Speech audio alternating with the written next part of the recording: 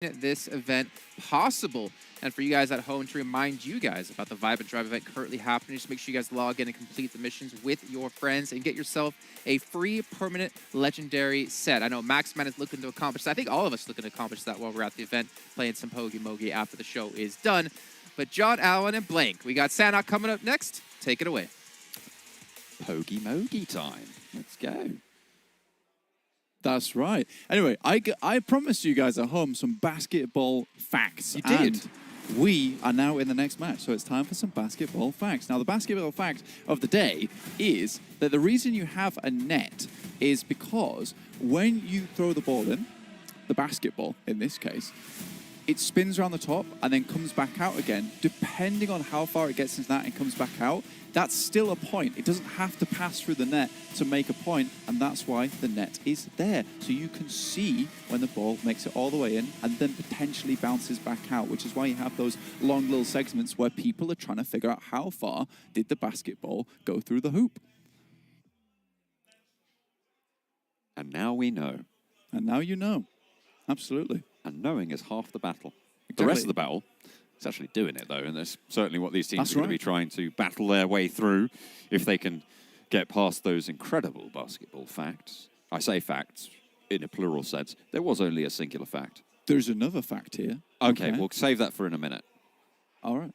Okay, it's been a minute. What's the fact? There you go. Second fact is that the net's also there for when the cameraman is on the side of the sideline. This is a little sub-fact. But, you know, you can, with the way that the hoop is set up, you know, toss the basketball up for a cheeky three-pointer and it go to the left of the hoop and still look like it's gone in. So you have the net there also to ensure that everyone on the court knows exactly what's happened. And already we're getting some absolute carnage on the court here in Paradise Resort. There it goes. S2G, 5K in the bank. Easy peasy, lemon squeezy. Not only that, first elim will have been going over to them as well. 7K for that fight alone. All right, then, S2G not happy about how the previous game went there and just immediately wanted to take the fight to RA Esports, and they've absolutely done such a thing. And Silas gets that nice little team elimination right there at the end. Very cool. And solo loot in Paradise. What could be better? What could be better? Let's talk about the circle for a second. This is a pretty hard shift for a Sanhok. It's fairly extreme, you know. Some might even say extreme if you were Maxman on the desk. I'll tell you what is extreme. Okay. Is the fact that if you watch PMWI together in-game with your friends, you can win PMWI special sets. That's pretty wild. That's pretty extreme. I will say that your segue was less extreme than what I was expecting. I'll give you extreme in a minute. Right. Well, you can have extreme in a minute, but only after you've picked yourself up a PMWI gun skin and outfit. Oh. Those PMWI packages are on sale for a limited time, just as limited as how fast this fight went for S2G. And you can win those PMWI treasure chests if you play PUBG Mobile during the PMWI. Very good, very good. Python occupied by Deadeye's guys, potentially, well, they will have to leave it fairly soon. Alpha 7, occupants in Camp Bravo on the northeastern side. No one really challenging them very, very locally, but you've got Team Rad up a little bit further north. And that's really the only team that's sort of in their proximity. Central, Boot Camp, Stalwart. Do you know what I'm really liking about these lobbies at the moment? It's just the splits that's coming through on Sanhok, purely because we only have 12 teams. A lot of these players are much more comfortable to take extreme splits at the beginning of the game, so they can get as much loot as possible. You can even see Vampire Esports. You can't right now, but when the map feed does come back up again for you, but I will tell you because I am nice in that way. You got Vampire Esports holding 2 towards Camp Alpha and also towards the Confluence, and then 2 down towards Tambang and Ruins, which gives them really, really good control over 2 of the major areas on the map, that's Southwest and also Northwest Islands. So really good stuff for Vampire Esports. They can kind of determine where they want to go as the game progresses. Right now, I would probably assume the Vampire Esports Stoned as well as Fluketh are going to be moving up from Ruins and Tambang to regroup with Schweppes and Ravenclaw. That would seem to be the optimal position, and I feel like this is exactly the situation that this position shines in. right? And that's exactly what they're going to be able to operate on. Huge stuff coming through from Vampire Esports. We've praised a lot in general, even during the main tournament last week.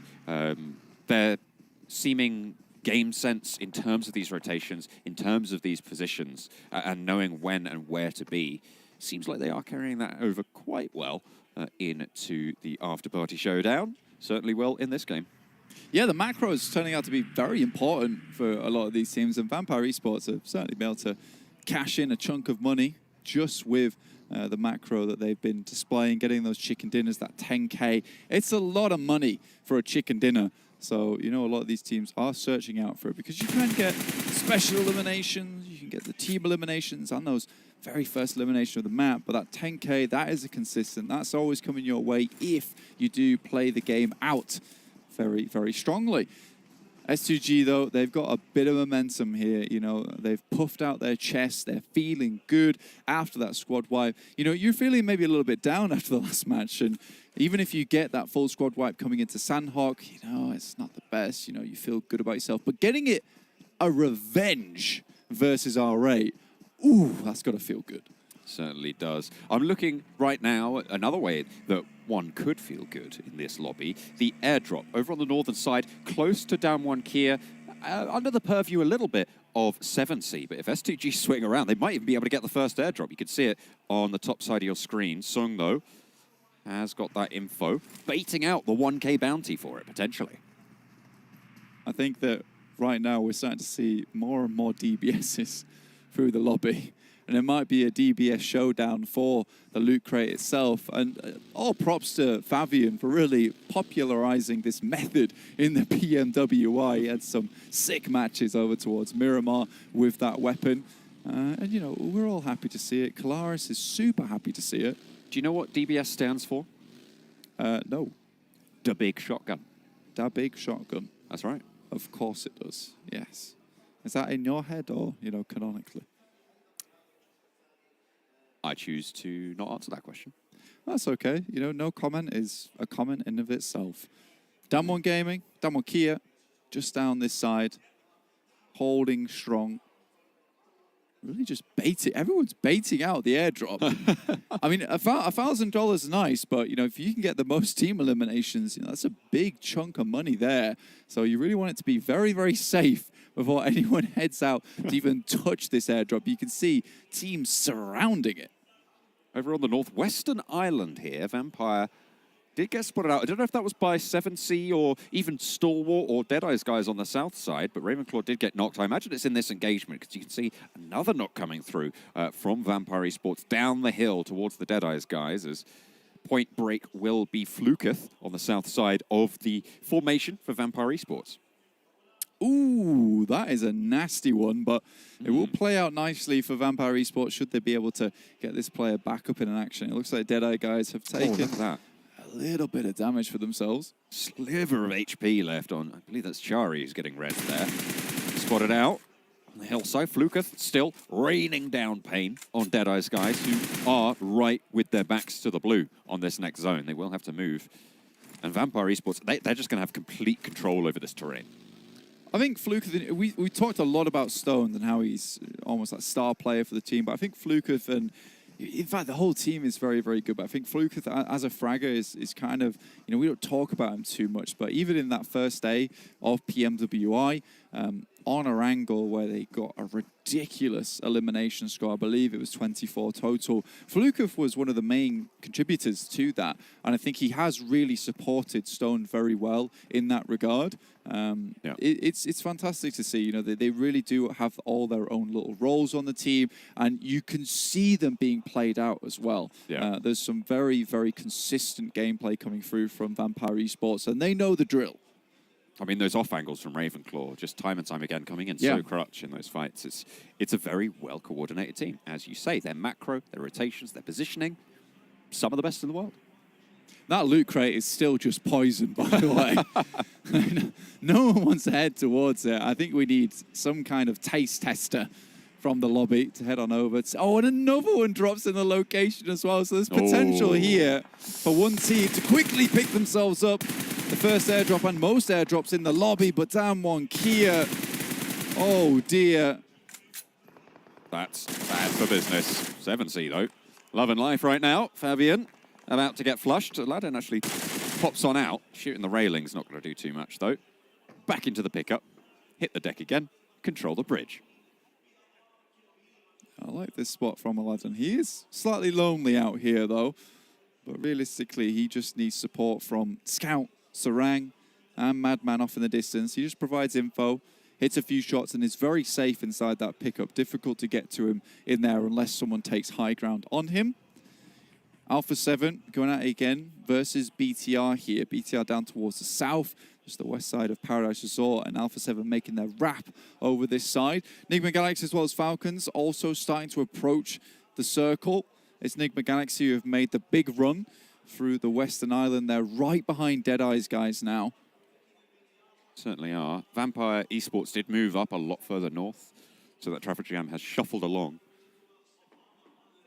But it is, you're right, the Hamodi has now leapfrogged the position from Deadeye's guys. They're on the compounds in the northwest. No one really in those exact compounds to challenge them. Can Vampire Esports get the bead on them, get something done? Those loot crates, by the way, those airdrops have still yet to be touched.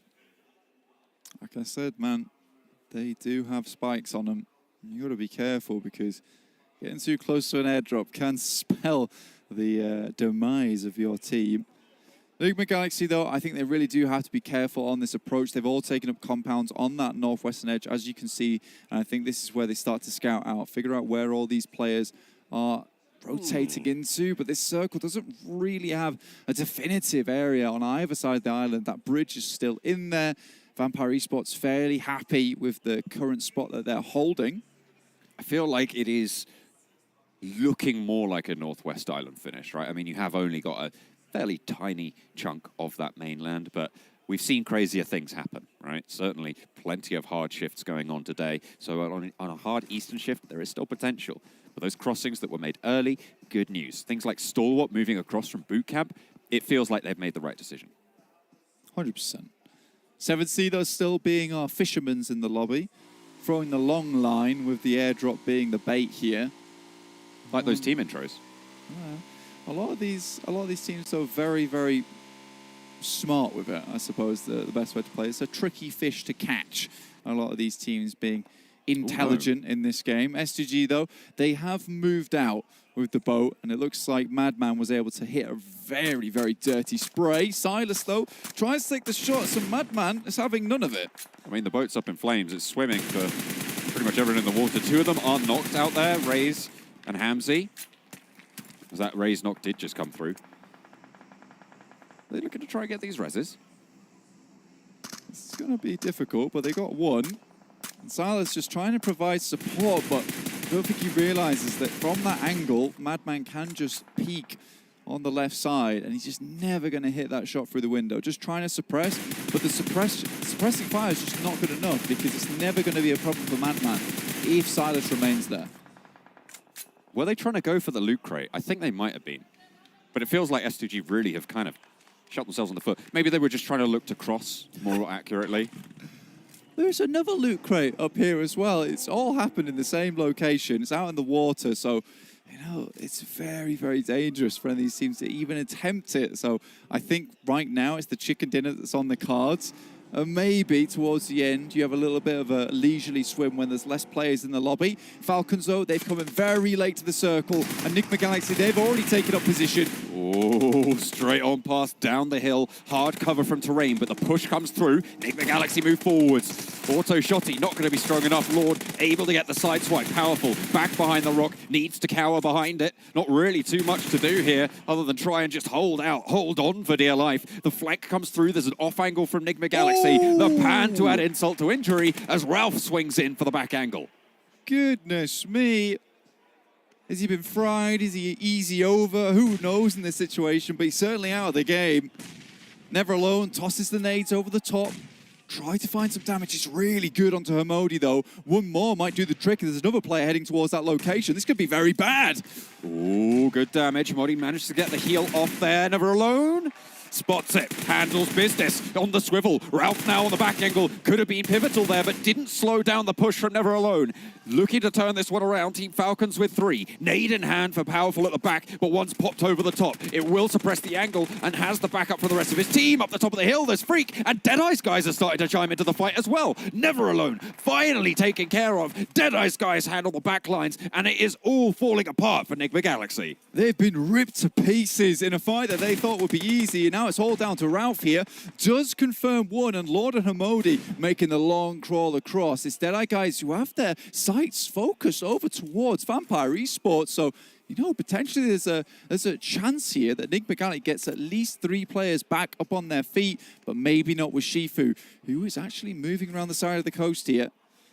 I believe S2G might have managed to pick up one of those crates out in the water in the meantime, but you have to think that Deadeye's guys have made this choice consciously. They were ahead of both Enigma Galaxy and Team Falcons in the queue on that western side. They have chosen to stay behind. They have chosen to be at the back of the queue. Damar, that's a nice long-range shot onto them, and even so, Deadeye's guys were able to make a nasty little bit of damage over to all these teams. It's not been good, and Deadeye's guys have really thrown all of these teams into the cauldron. It's starting to boil now here on Sanhok. Bubble, bubble, toil and trouble. Not easy in the cauldron on the northern shore. Alpha 7 making their way to land, and will be able to do so. Rad trying to challenge position potentially. Carrillo trying to shimmy up the cliff and get the UMP out. Close range spray. Sada moves out of the line of fire, but unfortunately, barrel-based fish for the players at the back. It's easy pickings for Alpha 7, but they are right on the edge at the moment, so they'll have to start to pick their moment to head further in. And surprisingly, Sung and Forest are still going, despite the absolute awful experience they had with 7C. They were able to put an end to their 4-man team there, dropping them down low to just 2. Rex off in the distance, not able to support the rest of his team. Alpha 7 crawled from the waters. What? Okay. There you go. Alpha 7 managed to get the elimination across the way. In the meantime, I believe S2G have managed to get another crate on Kelsey, the last player standing. 5 eliminations for the team after getting that first squad wipe over in Paradise Resort. They have got a healthy tally and a healthy earning from this game already. We might not get the chicken dinner, but we will get those match rewards. And honestly, with the amount of money that's been pumped into every single one of these matches, you know, you take that cash where you can. And I fully respect S2G for playing the game they did here. Shifu. Ooh, close auto shotty in hand. Powerful has the UMP, but neither of them going to shoot off rounds aimed at either. Lord is traded off. Deadeye's guys, though, managed to find Enigma Galaxy as Ralph falls as well.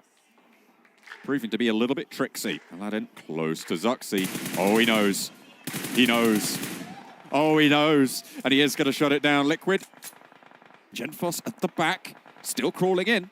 Should try and get a little bit closer here, but the blue zone will tick away. Aladdin repositions as 7C hold out the east side of Hudson. That could have been very bad there. Alpha 7 able to shut down Damwon Kia.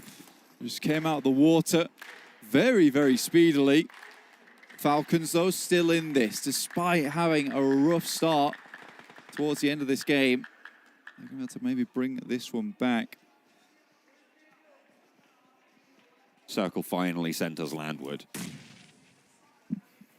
as we will be spared the swimming antics that S2G have been operating under so far. Deadeye's guys, Molotov onto Powerful, eliminates Team Falcons. On that northwestern side there, you can see just picking up the pieces for Deadeye's guys, bring themselves back up to their 3 total players that they have remaining after the res. Liquid swings past, bops his teammate on the head, you know. Get back in the game. We've got to win this one.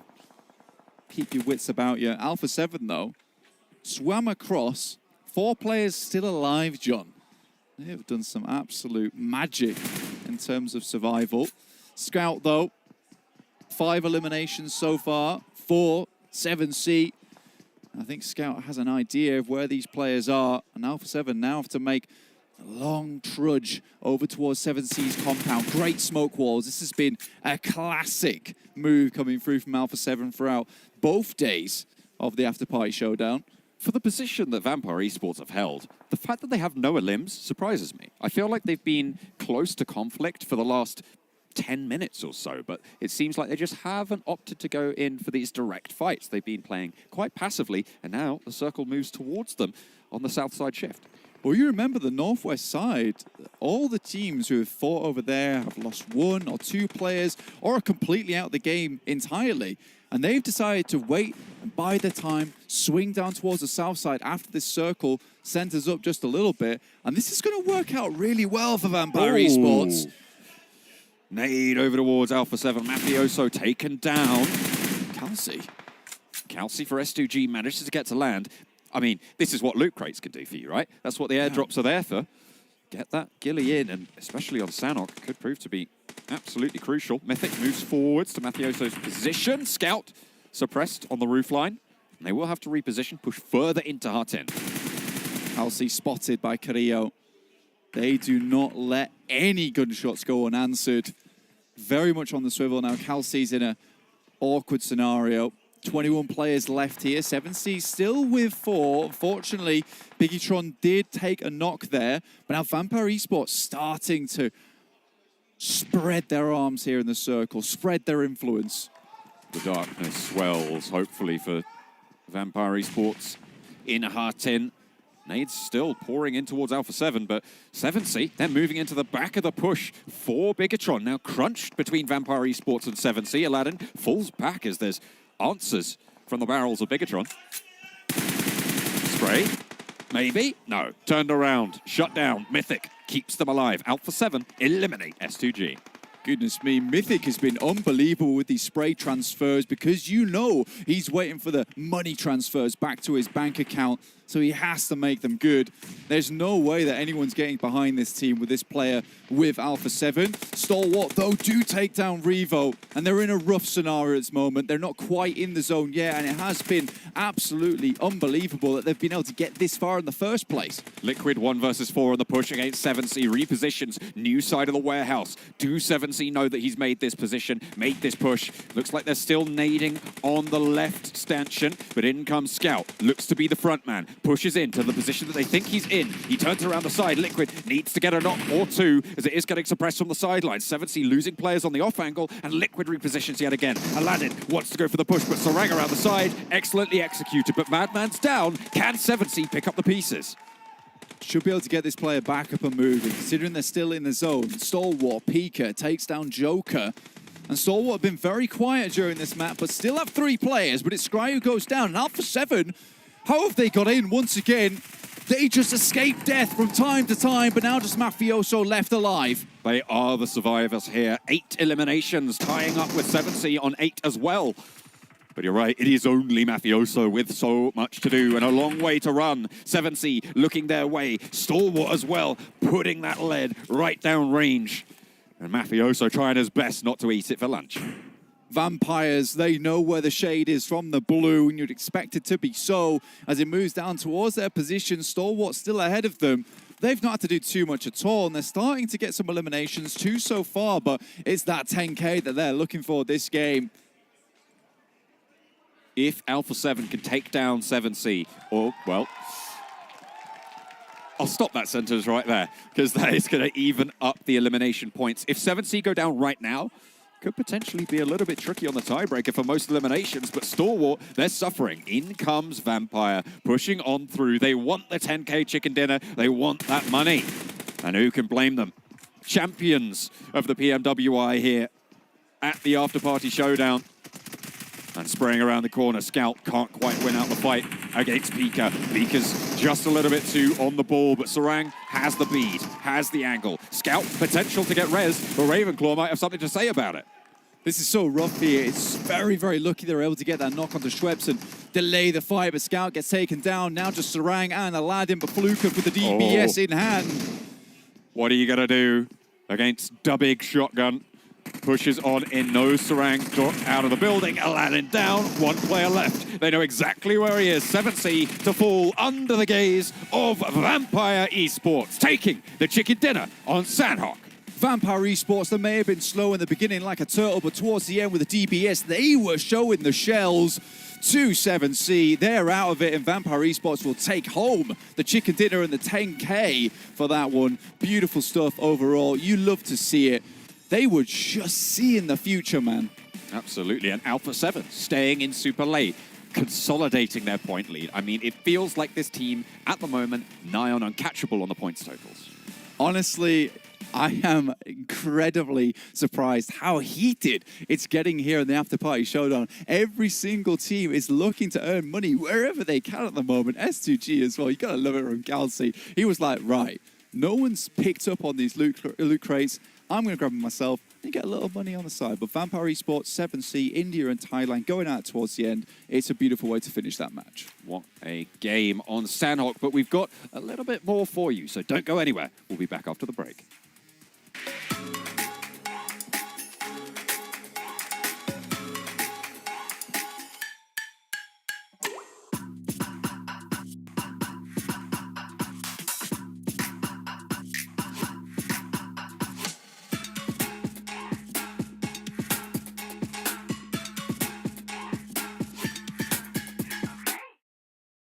Progress is a race that has no end. After every finish line, another challenge awaits. How can we continue to push innovation in a sport at the forefront of technology? This is how.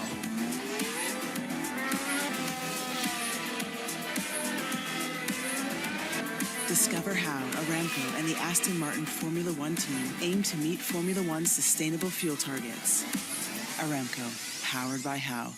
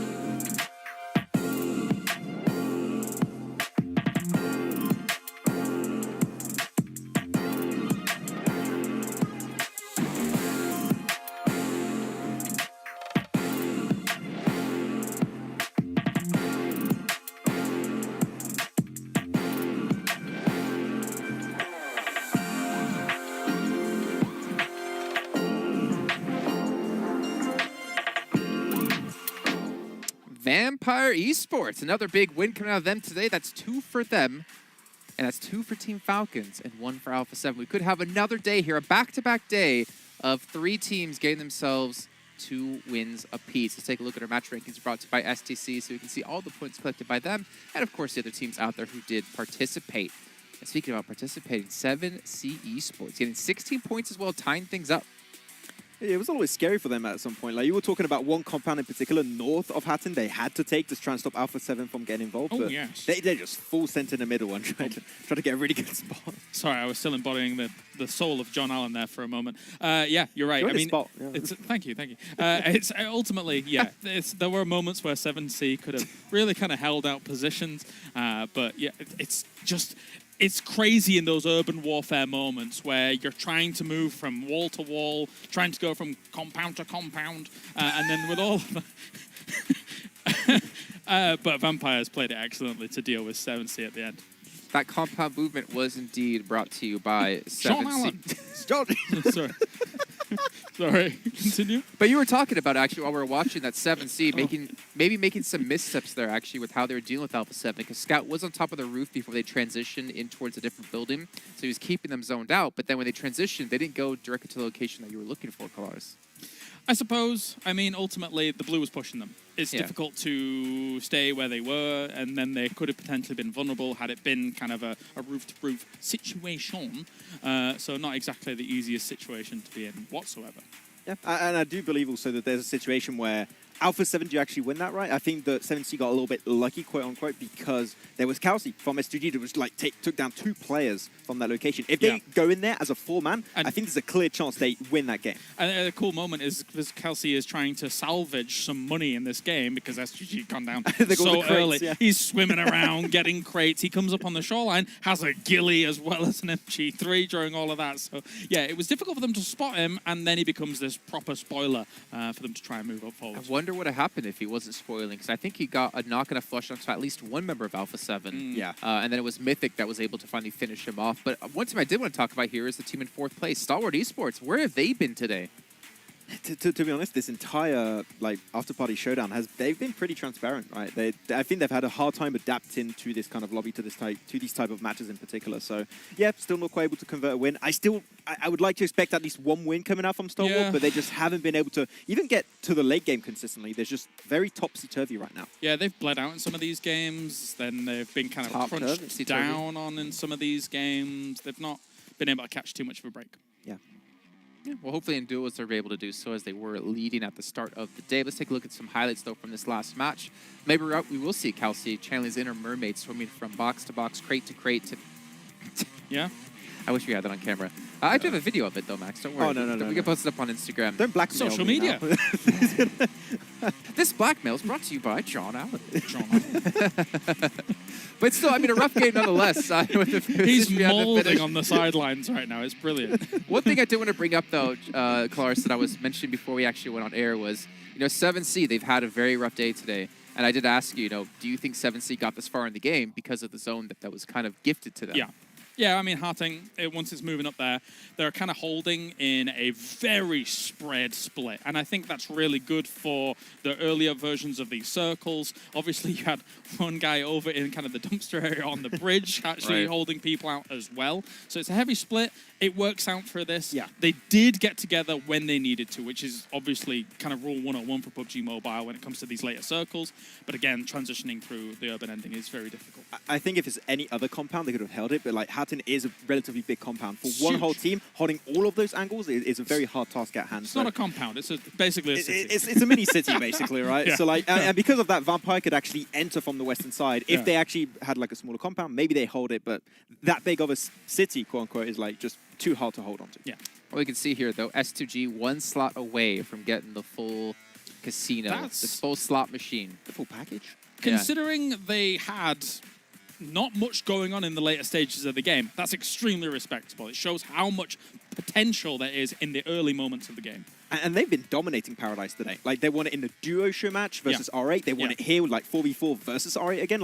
They are truly the kings of Paradise Resort. So if I'm R8 and I want to get more money, I might avoid it now. I think when it comes to Paradise, they're doing a good job of controlling the outer walls, looking in on the compound. They're very good at that. If you've got a team that's dropping on the inner building, you're kind of a little bit paralyzed as to where you can move. If you can move into the courtyards of Paradise, that gets sketchy. Yeah. Okay. Why don't we actually take a look at our overall rankings? Because I'm curious to see who will be sitting number 1. It should still be Alpha 7 with Falcons getting close. And we'll see. Yeah, I mean, that's actually still pretty decent lead, to be fair. And even Vampire with the 2 wins today haven't closed that gap up against the Falcons. Yeah, I mean, right now is the time to see. We're going to be seeing other teams get chicken dinner right now because it's a high contest and no one wants to share their $10,000 at the top. I mean, at this rate, Alpha 7 is almost guaranteed to break $100,000 at the very end of all of this, once all the prize pool is tallied up, etc., and things like that. So the fact that they've been able to put 70K on the board for first place and still have a lead of, the 36 points that they do, that's nuts here from Alpha 7. Yeah, with all the extra rewards on top too, right? They might reach 200K, total plus the first place if they can remain up there. So 200K in this format, unexpected, but it could happen. Well, you're talking about 100Ks, you're talking about 200Ks. What about Vampire Esports, who have won 500,000 from the main event and are now sitting on 36? That's 536,000, not including what they get for just being here. And obviously the team intros and the duos. That's a lot of money that they're sitting on. Yeah, no, $500,000 now you get that pocket money. It's fine. I mean, if I'm not mistaken, I think it was you talking about this, Max, actually, that Vampire Esports, they went into this event, the second part of the event, right, thinking that if we just do okay here, we all could just buy houses flat out. Yeah, they said, if we win 3-4 games and we do really good in 3-4 matches, we get a house pretty much. They got 2. That's crazy. Right now, so if they get 2 more, they got a house. So, good investment. What's better than 2 houses? Three houses. Yeah. You can see down the list, though, on overall rankings. I mean, S2G, $59,000, but in 5th place is insane as well. Yeah. I mean, I feel like we're still going to see another chicken dinner from these guys, right? Unfortunately, I feel like they are taking some early skirmishes, but if they make it as a 3 or 4-man crew into the late game and they have a good position, we saw it yesterday on Livik in particular, they are a team that can close off games in really, really strong fashion. So I don't think we're going to see them end with 2 wins. I think we expect a few more.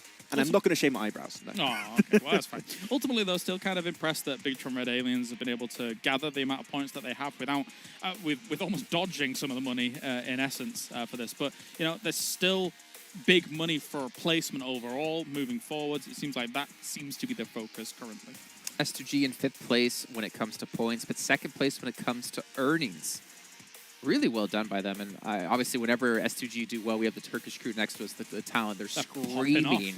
They are popping off. Brought to you by S2G. Yeah. Damwon Kia, though, they've been insanely quiet today, unfortunately. Yeah, a little bit quiet, unfortunately. I think that a few teams that we wanted to see actually pop off have been a little bit quiet. I want to see more from Stalwart in particular. Like, they really struggle. Yeah. Didn't Damwon Kia have 40k coming into today? Correct me if I'm wrong. But if that is the case, then they're still at 40k. So it's really I can tell you in a second when thank you. Actually take a look at a head-to-head matchup here between the Falcons and I believe, if I remember correctly, it You're is stalling for time. the team, of course, that has done exceptionally well today, Vampires. That's not I just sometimes talk really slow. Okay, cool. So Yes. is that one? Here's Vampire and Team Falcons, 2 of the That's what I greatest said. teams. As Jason continues to stall for some more time, Max, what have you got to say about this? They're 2 amazing teams. They're great teams. Brought to you by John Allen, of course.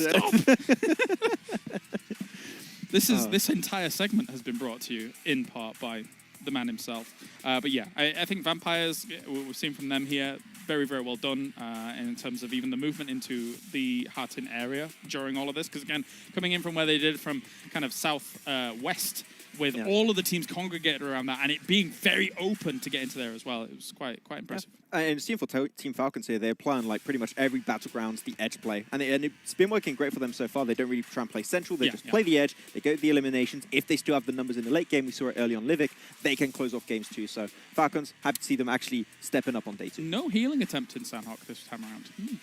Maybe it's due to the fact that the blue zone ticks harder after the 5th zone. But we're still seeing people try it anyway. Yeah. I mean, the thing is, right, you talked about muscle memory. Teams kind of get into that mindset of, like, play it out like the way we normally do, and they're not really taking those changes into effect. You know, you've been talking about this graphic being brought to us by John Allen. Actually, it's brought to us by Aramco, one of the sponsors here of this event, making sure this event can be possible, as well as Saudi on top of that.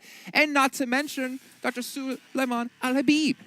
The man himself. The man himself. The man, the myth, the legend, making Yeah. this event happen for us. You can see we have 1 minute and 10 left to go until we head into our final match with Miramar. But remember, we do have our screenshot, our best moments of the entire event, and you guys can win rewards at home. Make sure you guys are taking screenshots of your favorite moments over on YouTube and Instagram, and tag PMWI Best Shot to win a cool PUBG Mobile statue. If you want information, make sure you go check out our social media to find out about that. But we are heading to the final match of this part of the event. We obviously have the duo show match thereafter. But the question is, can Alpha 7 pick up a victory and yet again, in back-to-back days, have only 3 teams winning every match? So on over to our commentators, though, of John Allen and Blink. Felt a little bit personally attacked in that last death segment. I don't know what's going on. They're just getting a bit aggy with it. I think so. To be fair, Kalaris does a really good impression of you, John, to be honest with you. It's very much your likeness. My name's Kilaris. I've got square buttons and I stand on a box. I don't know, What do you man. It wasn't that good. Do you think? I think it was perfect. I think it was spot on. I don't actually sound anything like it. I feel like Kalaris actually does a really good impression of you. I mean, if you ever need to do any voiceover work, you could just hire Kalaris to do it for you. But I don't really think you bring that same talent for doing Kalaris. Do you not think? No, I'm really sorry. Oh, well. Do you want a basketball fact? I would love a basketball fact right now. Okay, so there was an interviewer who went to a high school game in America, and on the first try of sending the basket in, first take, by the way, got it in, And then all the people, all the staff at that high school event took him out for dinner, and he had a great time. And everybody clapped. And everybody clapped. You can find the video online. What if I can't? Well, then, you message me, and I direct you in the location. Whoa, okay, Alpha 7. Dear me. I'll direct your focus now to the Afterparty Showdown most eliminations and highest damage.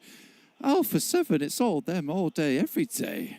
I mean, nothing really stopping them at this stage. What was it, 70K so far in earnings? Rubbish headshots, though.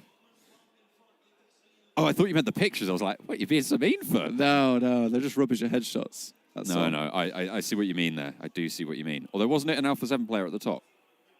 It was Mythic, but they didn't have all three up there, so I'm disappointed. Oh, okay, that's fair. Yeah. And they need way more Nadalims than that. I mean, come on. Yeah, Revo. two's like one sucks. one less than the top guy. Oh. Rubbish. Appalling. Unfortunately, we still have the very charismatic Damar here, 343 meters, which we're all happy about. Unfortunately, A7 are not so happy, but you got to love the smile on Damar. What a cool guy. He was always smiling on stage, as well. He looks like a really sweet guy. I saw him down the player lounge, and he just looked extremely happy. And I think that's how everyone should approach PUBG Mobile. No, I think great sadness. What do you think? I think you're wrong. Yeah, I think I'm going to go hang with Damar now, because you are bringing bad vibes to these games here on Miramar. Good vibes only on Miramar for this game. The last of the main 4-player squad games today, match number 6. Of course, we still have the duos game later, so make sure you stick around for that. But if you are sticking around for that, you might as well watch in-game, watch PMWI together in the in-game esports center with your friends to win PMWI special sets. I'm Sean Connery now. Okay, then. Unbelievable stuff. I like that a lot, yeah. Anyway, if you want to also look good in-game, not quite like Sean Connery, more like Indy. Harrison Ford. Everybody knows that guy looks very dapper. You can also look dapper with a PMWI gun skin and outfit. So those packages for PMWI are on sale for only a limited time, so grab them whilst you can. And you can also win yourself some PMWI treasure chests if you play PUBG Mobile during the PMWI, which you should all be doing. Because right now, these games are getting me fired up, hyped up to play some matches over on Miramar, over on Erangel, even Sanhok, Karakin, Livik. We've got it all here today over on the Afterparty Showdown, as well as tomorrow. So make sure you remain tuning in. I've got a question for you, Blaine. Okay. If you had to do an impression of one of the other talent. Tell me what you really think about me. Can't be me. Okay. Who would it be? Who would I do an impression?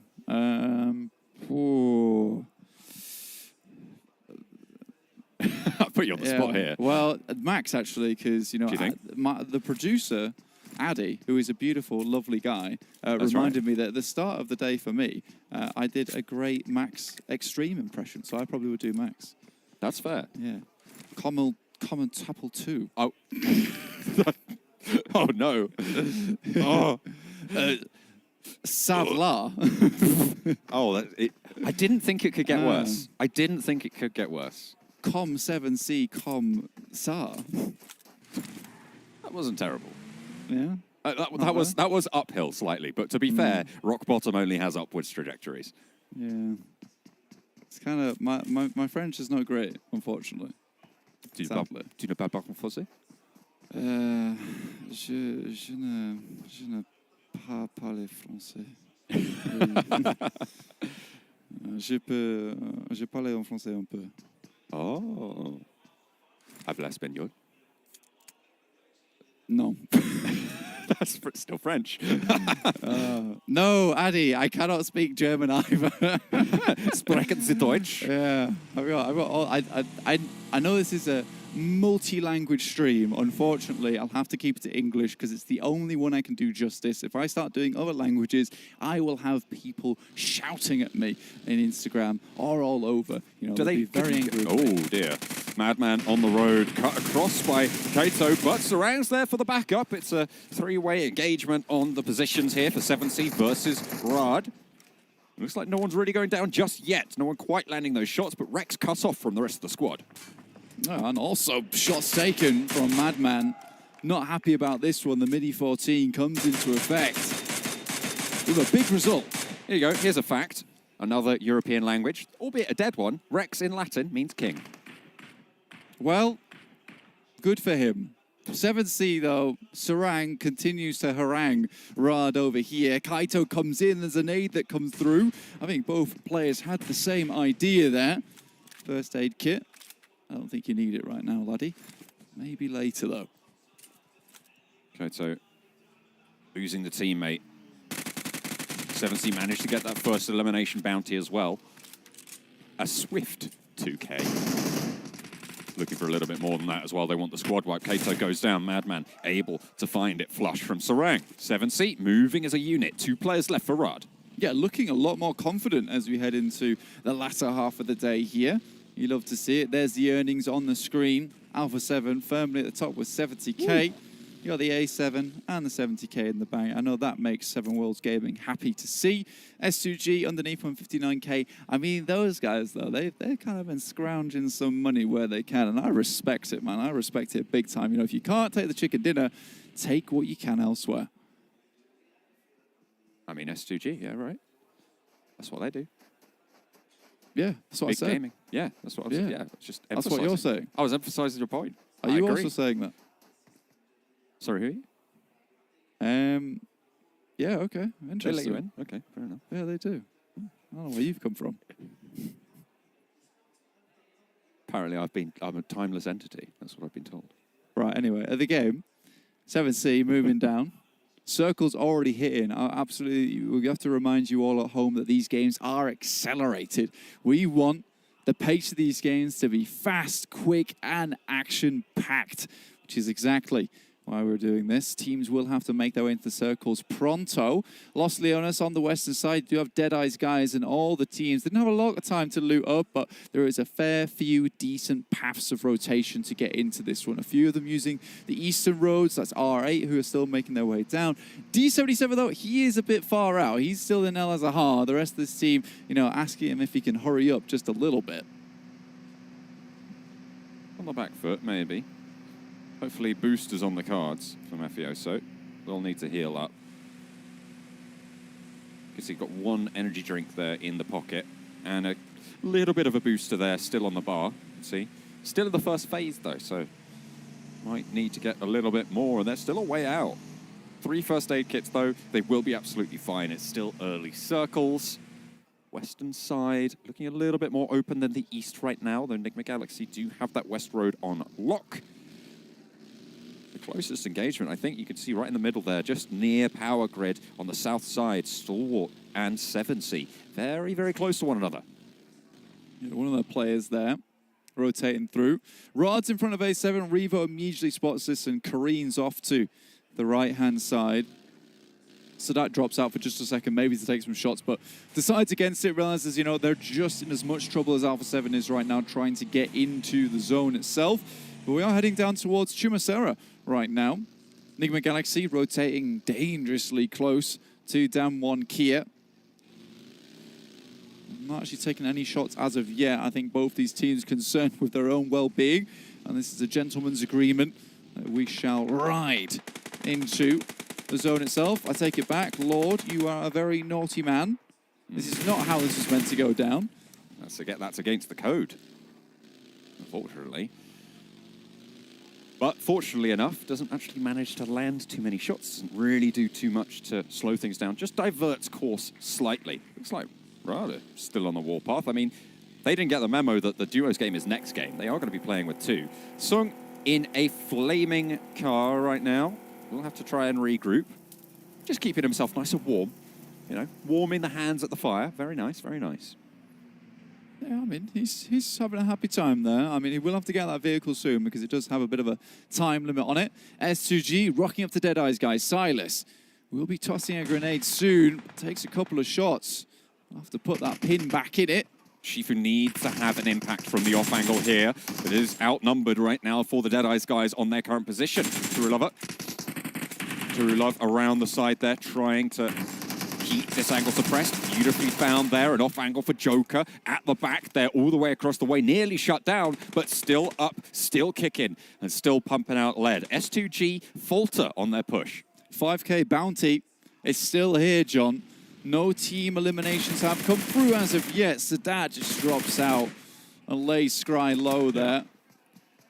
Knock found, actually, over onto Chari, who will have to drop down. I think Vampire Esports weren't too far away from this. Raze knows where Shifu is now, drops the smoke, stops the push up the ridge line, seeing him on that angle. A nade over from Silas, still not quite under the watchful gaze of Shifu, swings around the side, repositions the buggy, potentially a little bit of cover there. But are S2G wanted to go for this, or are they disengaging? Really sparse on loot at the moment. S2G, if you took a quick peek at their meds, you can see right there, bandages, 1 painkiller, 1 energy drink. It's really rough in terms of stims as well as medical supplies. This would be a fight that would be nice to win, just to, steal some equipment off the enemy team. But I think right now, Deadeye's guys are certainly outlasting S2G.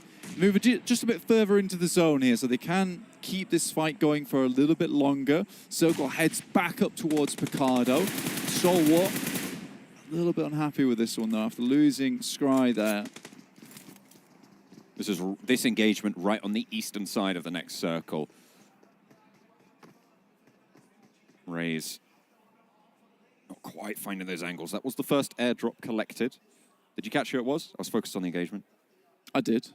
Who was it? I gave him a little golf clap as well as Ralph picked himself up. A nice little airdrop. That's on the western side of the map, directly opposed to this engagement here, which is right on the eastern edge. R8 are moving in through the northern side of this engagement. I wonder if we're going to have the back and forth between R8 taking down S2G, S2G taking down R8. Could be amusing, but it looks like R8 are more prioritizing getting into the circle itself here. Kelsey on the roof. Covered, actually. I think this is a pretty good spot for Kelsey. The way up to the roof is covered by his 2 teammates, meaning that if you push up, you need to deal with Silas, you need to deal with Raze first. Either that, or you just win out those trades hands down. Ooh, potentially able to bobble a little smoke there onto the stairs to push on up. They know Kelsey's up there, but they can't quite get there yet. And it's not going to be super easy to make that push unless you can get a little bit of a squeaky, cheeky play done. Yeah, they're kind of locked in this fight now, though, with Kelsey on the top side. It's going to be difficult to get him down without completing that fight. You can see already the blue has made its way over to the circle, so it is not waiting around for any of these teams. It is go time. Next circle about to hit, heads down towards Alpha 7. Looking to pack another chicken dinner into that backpack of theirs. And honestly, they're going to need a level 3 at this rate because they have had so many. Absolutely. I mean, it's going to be 1 each if they can take this one home. Lovely nade onto Raze. This is what we were talking about before. The openings that need to be found in order to get up towards Kelsey. Silas laid bare, somehow dodging through the hailstorm of bullets. Staying alive for the time being. Hang on a minute. Who's this? Someone else coming into the engagement potentially? No. Shifu does get spotted. Kelsey shooting on down. That's where the bullets were coming from. Now they're looking to try and mount up this pressure. Nades potentially popping out through the windows. Kelsey trying to swerve around the side, and Silas still going out in the open. I mean, they're not making it easy for Deadeye's guys, I'll tell you that now. Kelsey, though, with the UMP, continues to send Deadeye's guys further down. At some point, Deadeye's guys will have to leave. Kelsey can almost sacrifice himself here for the greater good so that potentially Silas is able to leave. Maybe trying to look for another way, but seems like the only one that's going to work on out. Deadeye's guys really getting slowed down here. Trying to evacuate their location. Kelsey takes a nade, and that is the end of the Castle King at the top of the building. Los Leones must be left now. Silas still alive, but on the northern side and alone for S2G. Yeah, there's your sacrifice made by Kelsey. Silas drops him the salute. Starts to run away here, but he has locked them down. Stalwart Pika, top, action. Still in this one, they're only lost Scry earlier on, so 3 players still up here, ready to go. You can see Alpha 7 off in the distance, but they're very central. They'll be waiting this game out. Damar, nice shots down towards Aladdin. Nicely found. Shots to the back of Scout. Coming in, potentially a third party. think that might have been R8 potentially chiming in, or maybe even Rod. But 7C suffering heavily right next to Stalwart. That is not the place where you want to take a couple of unfortunate knocks, and that is the end of Stalwart. A nice nade over the top. Oh, it was Vampire Esports who chimed in onto Scout. Look at the number of teams that just got those limbs onto 7C as we tune on in with R8 and Falcons. Yeah, Bandai got knocked on the approach from Yusuf with a very nice nade here. Falcons only have 2 players, but so far they are sending this 4-man unit back. Yusuf keeps popping down the stairs. They're very low HP, not really having opportunities to heal off. As of yet, you can see Prestige tries to pop the first aid, but it's just too little too late. And now Never Alone, the clutch maestro, hits one. You can't jump those gaps when Never Alone is on the case. Unfortunately, the blue zone is too much to handle. And R8, with 1 player left, are still going, but they lose that swiftly. Vampire Esports take them down, and now just Yusuf is there. I don't think you can res in this zone. Yusuf just needs to heal, if he can. Ooh, Vampire Esports and Alpha 7. They've been going at it with the fisticuffs at the moment in these games. Coming off Vikendi, where it was one or the other there to get the chicken dinner. And now they're both inside this circle. It could go either way, depending on the next shift. But Enigma Galaxy, they're in already. Revo goes down to Lord. Excellent find through the doorway. Lord up to the wall. Will be able to get this first aid off. Closes the door. Stops that vision. Nicely opened onto the engagement. Revo smoked out. Mythic wants to try and get his teammate to safety, but you can't make that break. Not yet. Not until you get an off angle. Not until you can suppress the position for Enigma Galaxy. Hits Revo very hard there with the grenade, and it's unlikely to get their boy back up again. Now Alpha 7 once more down to 3. Enigma Galaxy causing huge problems. Vampire Esports have problems of their own though.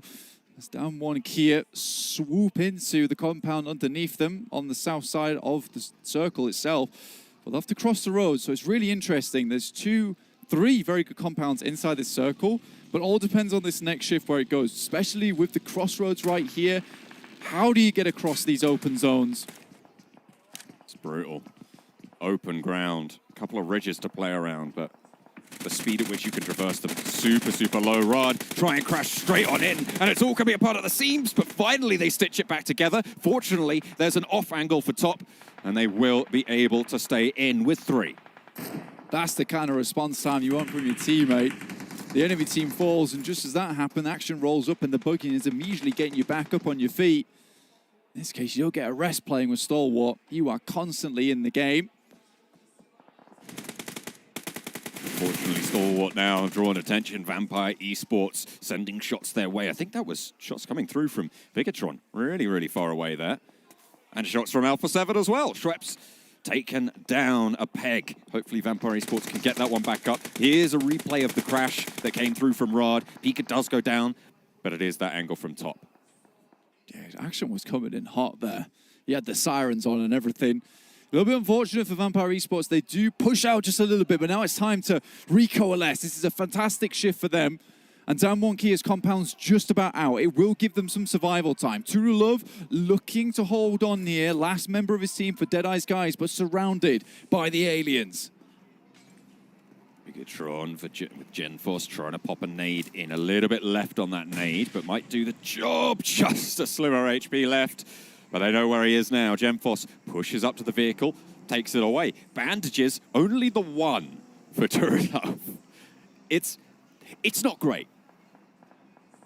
He's going to be really struggling. Just try to get as many points as possible for himself. Now Alpha 7 will have to deal with the rest of Enigma Galaxy. They're ahead of them here in their rotational path. They're absolutely stacked though. Good smokes. Once again, the train comes through and they're looking to move through the steam here and start somewhat strong for themselves. Molotov out the window will prevent the push-up just a little bit, and with the confusion laid bare by the smokes, that was a nice nade. Starts things off strong. A7 heavily injured now. Bigatron will eliminate the Deadeye's guys, but in goes that push. Carrillo In the corner, Mythic and Mafioso trying to give any sort of support that they can. Lord takes a little bit of damage from a nade around the side. Carrillo up the stairs. A little bit of respite, a little bit of safety. Trying to blow the doors off the hinges as Ralph goes down first, bringing the numbers even so far. Mafioso, though, is going to get traded off. The flush is good, but Carrillo's there, caught with nade in hand. The push comes through from Momodi, and he's allowed to sneak through the gaps.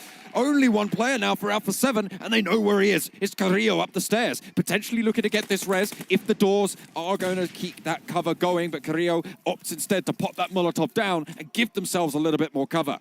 That was an insanely fast molly he brought out. He knew exactly what he had to do in that moment, but he tries to move out of the building. But it's BTR, Genforce comes out of nowhere. They've moved upon this position, and Enigma Galaxy are just completely trapped. But BTR have moved up to this position. They've given ground to Vampire Esports, who have now got the lion's share of this next circle. I mean, they've been here for such a long time, John.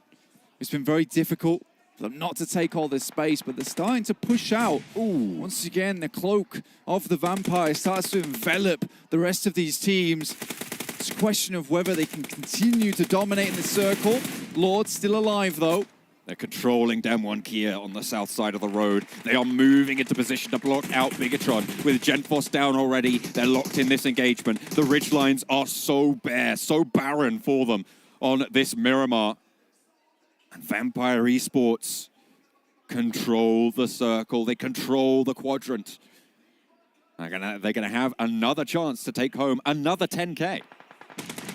This will be beautiful stuff for them. They'll be happy with the money that they've earned. Got a fair few team eliminations as well, so there's potential for even more cash on the line for them. Beautiful nade from Song, though, from Damwon Kia. And another. 3 players still going. Oh, didn't quite find anything else there. The res should be possible over onto Ravenclaw. Song, you imagine, doesn't have too much more in the back pocket in terms of utility. And maybe even then wants to save it. Oh, dear. Bigatron regrouping. Zuxi spotted. They will not be able to move forward to more than 3. They take their chances there as well. I love that from BTR. They hear the third party, instantly wrap around and try and surround them from both teams' side, understanding that Damwon Kia is over towards the south. They'll take the north, and now Vampire Esports are going to have to play out of their mind as a 4 to prevent these teams from just starting to crush them between 2 walls of players. They need to take one of these fights or certainly win it out as fast as possible. The nades continue to just bobble over the top of the roadside from Damwon Kia. Unfortunately for them, the blue zone is pushing. They will have to move. The smoke wall has been established. They will push through. Frontman Sung looking to try and draw some fire potentially, try and allow those teammates to refrag. Jumping in, trying to gather info. The smoke starts to clear. Vampire Esports have clear rain. Across with the car. Fabian careens across the side. Sung taken down on the first push. Fabian low as well. Should be handled. Now they need to turn their attention to the last player from Damwon Kia. Trying to get across. It's looking hairy. It's looking ropey. And I don't think they're going to be able to do too much more. Forrest finally dealt with. Schweppes did go down in the meantime. What can BTR do? Really good smokes coming out from Vampire Esports to isolate that fight between them and Damwon Kia. Big. Another nade, though, onto Ravenclaw, and now it's 2 versus BTR, but there's 2 down. How does this happen? Just Luxy alive. Last player going in. Fluketh 1 versus 1 against Luxy from BTR. One of the longest standing members on this roster. Made the name for Bigatron. They've been dodging the money all day, all tournament at this Afterparty Showdown. Is now the time that they take that 10K. A nade pours in over the top. The reses are coming through, and they are denied yet again. Vampire Esports take the 10. Quick on the swivel, quick on the game, and quick on the decisions coming through from Vampire Esports in those final moments. It was very, very difficult. You know, it felt one of those stressful situations where you're in an escape room, you see both the walls start to close, and you have to figure out a solution in that moment. And you know, Stoned, the rest of the team, they had a solution in the back pocket. They've trained for this exact moment. Certainly did. I mean, it worked out incredibly well. We know what sort of strength they have in these engagements. We talked about it so much. We've praised them so many times. But we've got an American, a Frenchman, and a Yorkshireman to talk about the match standings. Brought to you by STC. I was wondering if I was the Frenchman there, and then I realized we have Max, and I also realized I have no ability to do accents whatsoever. But anyways, Vampire Esports, they take the 3rd win, 30,000 bucks on the day just from chicken dinners alone, 23 points as well, helping close that gap right behind Alpha 7. But Bigatron, that was the first time we've seen them really show up so far yet today, Max. I'm a little bit offended you forgot about me for a second there, Jason. But hey, no, still here, not going anywhere. Not especially my eyebrows. But yeah, Vampire able to get himself the win here. Good to see on their side. And yeah, back-to-back coming into this one. I believe the first back-to-back we had, even though a lot of teams actually got 2 wins yesterday. So yeah, Vampire, they're here to play. They're here to take the wins and get themselves a big portion of that prize pool. Yeah, nobody wants to share these wins, which I think is kind of cool to see, to be honest, with the effective dominance of some of these big teams up at the top being able to consistently assert themselves well with the positions that they're taking here. And Vampire Esports, once again, does so well. And it also shows, at the very end of this game, the importance of keeping even just a little bit of utility here or there, because being able to get those nice arcs on those nades and being able to shut down a 1v1 almost instantaneously against a potentially deadly threat in Luxie is very important. You had very predictable lines of sight, right, that were going to come out from the other side. So if you do not have that nade, I think that he could have picked up the 1v2 pretty easily because you knew exactly where they're going to peek from. And I think he had the better equipment because Luxie had an AUG. True. Going up against that gun is a laser. So I don't really want to take a 1v1 against that, to be honest. Yeah, I've been learning quite well not to take 1v1s pretty much against anyone because I'm terrible at PUBG Mobile. But still, I mean, it was at least great to see Bigatron step up. The funny thing was we're watching the match in our room, and we have the Indonesian talent room next to us who are 5 minutes ahead of us because we're on a little bit of a delay. And we hear them scream, and they're like, oh, I guess Bigatron's doing well. I guess they're going to be at the end of the game. But yeah, in the end, like they still weren't able to close things out. And I don't remember where they actually stand when it comes to the match awards ranking. But I feel like they're one of the lower teams. They indeed are, yes. They were kind of very middle ground in terms of overall placements, but it was pushing them up enough to kind of negate where the overall rewards from money came along, but they still were very low. So this will give them a little bit of a boost, I guess, for all of this. And I like some of the transitions that they were doing. Although that being said, they're not on there. So maybe the next money page, question mark. Star Wars still taking money every time. Even though they didn't get the wins, they still bring in some money every single game. So they still clearly have a game plan in mind, even though it's not like chicken dinner oriented. They still get some money, right? So you can't really argue with that one too much. Yeah. But I feel like that domination we saw in the first week out of Star Wars has just completely disappeared. Yeah, where have they gone? We were expecting like some pretty major changes, right? Because main tournament compared to the Afterparty Showdown, everything is different, right? So not too surprised. But one thing that has remained consistent, though, is the fact that Vampire dominate not only the rankings, but also these extra prizes, the game awards and eliminations. 20 teams eliminated too. I mean, yeah. I mean, 500K was not enough for them. Yeah, and you know what? They might come out winning this event as well. I mean, you think about PMGC down the line, Vampire Esports are definitely putting a bullseye on their back for all the teams to come for. Especially since we saw Alpha 7 put their head above the parapet so far here when it comes to the lead as a whole. But yeah, Vampire is really bringing the fight back to them with another 23 points on the board. I'm looking forward to the overalls. I mean, they were looking at buying a house potentially. I think you can buy way more than a house as how much they want here. They're going to get a whole mansion. Okay? They could buy us a house. I'll accept it. Thank you. I'll take it. Thank you very much. Yeah. Well, James, you have a house. Yeah, true. But that's a big catch-up. I'm more of a Mustard fan myself, to be honest, but 27 points, Vampire Esports are behind Alpha 7. We're only down by $12,000. So we did have S2G up quite heavily when it came to money. They're actually in second place still when it comes to just the earnings alone. But obviously, the prize pool at the very end, determined by your ranking or placing, still is quite a big factor. Yeah, S2G really struggling to convert chicken dinners, mostly due to the fact that they're taking a lot of early mid-game fights, right? They lose a player here and there, and then late game, if you don't have the full squad, then you're going to struggle because you've got Alpha 7, you've got Vampire still there as a four-man squad. Damn one, if you're one of the games where they're popping off, they're still alive. So S2G need to maybe rework the early stage to make sure they can get a chance for those wins. Damn one's still alive in a lot of these end circles, but because they're not getting the chicken dinner conversion off the back of it, and they're not really being flashy up towards it as well, they're not getting first eliminations, they're not getting most team eliminations, etc., and things like that. They're really not moving in terms of much money whatsoever. So actually, for a Damn one, it's been quite a little bit of a fall off here throughout the day, considering they were nicely in second place. I feel like we kind of expected that, at least when it comes to earnings, right? Damn one don't really have a play style that allows them to get up these big rewards. They're not usually getting the first eliminations or the most they need amount the of wins. squad wipes. Exactly. They're a team more about winning and getting to those late zones. So it's kind of reflected in that. I would also say like there's been a major change of like aggressiveness in general from yesterday to today. I think teams like, you're looking at Rad, you're looking at R8, 7C, the nice guys a little bit too at some time. Like they see, okay, we're not getting a lot of money, right? That is the goal of this tournament. It's not like the main tournament, you're going to get 500K. No, that's not the case. Here, you want to be extra aggressive. And I think that is hurting the side of Damwon a little bit more. There's like very positional focus, right? Sure. And teams are willing to contest a lot more, so they use players and then chicken dinners. They don't really come your way as often. Yeah, or you catch circle and you've got a nice spot to play with. But it's not happened here throughout the day, really, for them, to be honest, so it's difficult. Okay, well, we do have a minute and 20 left. Remember, that was our last when it comes to squads. We're going to be heading over to duos in our show match here. That's right. Yeah, I'm excited for it. Obviously, we saw Starwatt not have the best of starts in the duos today, but yesterday was great for them. Keen to see what's going to happen here. It's Livik, right?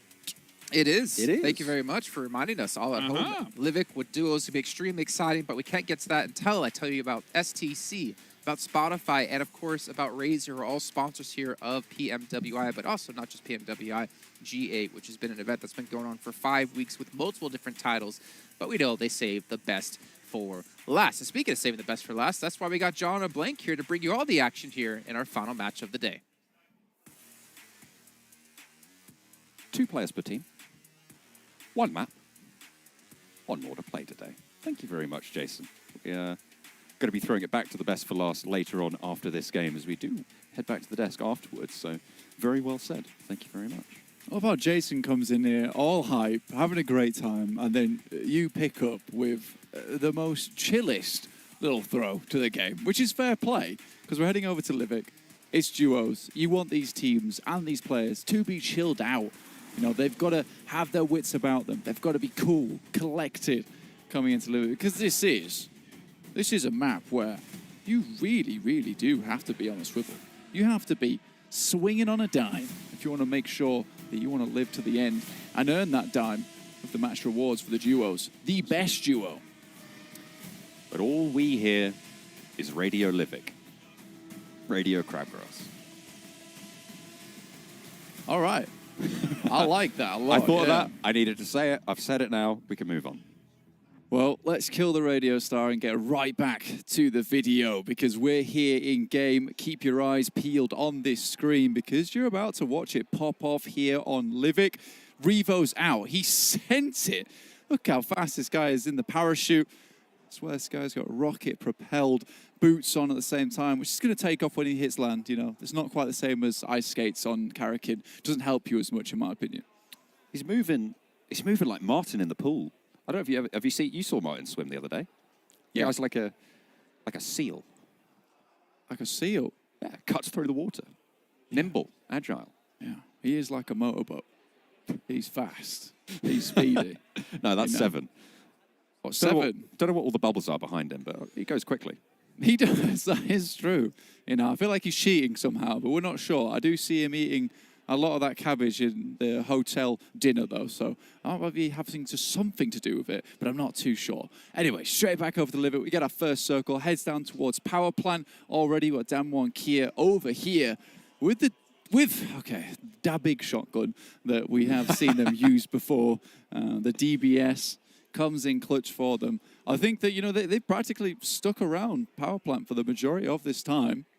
R8, though, here over at this beautiful place in the map with a waterfall in the background.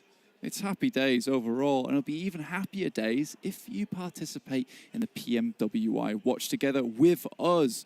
We love that you are hanging out with us here on the English stream or any of the other streams as well. Just make sure you are watching together with us in-game over at that esports center with your friends if you want.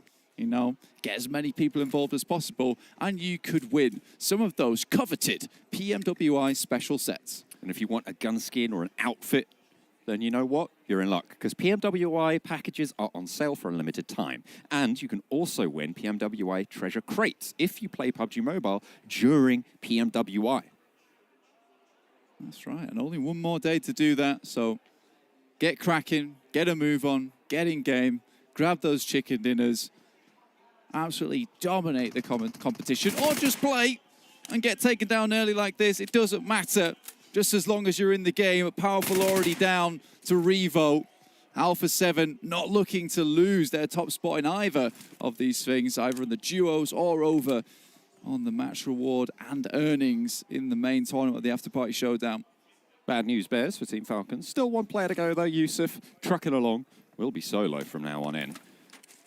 There's the M1014 on the back of Carrillo, the auto shotgun replacement. I mean, it's still the big shotgun, but it isn't quite the same. The long shotgun. That's the one. Sure. Flukuth with one of his own shotguns in hand, chasing R8 Escaton up the stairs, nade down the bottom of the staircase, drops down himself as well, tries to evade the damage and maybe giving Vampire the old slip, but the spray with the UMP will give the game away. Ravenclaw around the side, Scar in hand. Player up the top as well, P90 as well there. Around the door frame, good for one. Escaton needs to be aware that there's a player dropped out and he'll find the bullets hitting the back. Prestige in the meantime got dealt with, I don't know who by, but chased back up and he's given them the old ropey dope. Ooh. It's all right. Okay then, Escaton, the grenade sails over the top of his head, but R8 will anchor the run here for Vampire Esports in the show match right at the beginning of the game. We're down to 11 teams already, but Stalwart, they picked up the scent. They smell the action over off in the distance, not the action on their team. They don't spend much time sniffing him, but he's definitely doing the work for them.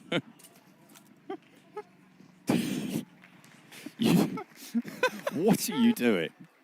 What are you doing? Oh, look, I had to clarify, you know. You bad man. Look, I clarified. Stalwart, you know, they know where the action is at all times. I need to get away from saying action alongside with Stalwart because that player causes problems for me.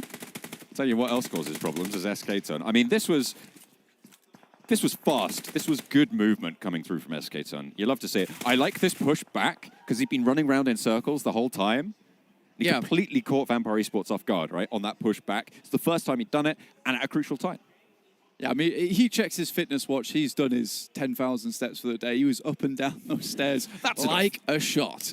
So, you know, I'd hope for him and Prestige, you know, they chill out for a little bit now. They are towards the center, so they don't have to do too much more walking in these final moments of day 2 for the Afterparty Showdown. We are again here in the show match. Just to remind you, we're playing duos at the moment to figure out just who is the deadliest duo of them all here in the Afterparty Showdown. There is money on the line as well for these teams for the points at the top.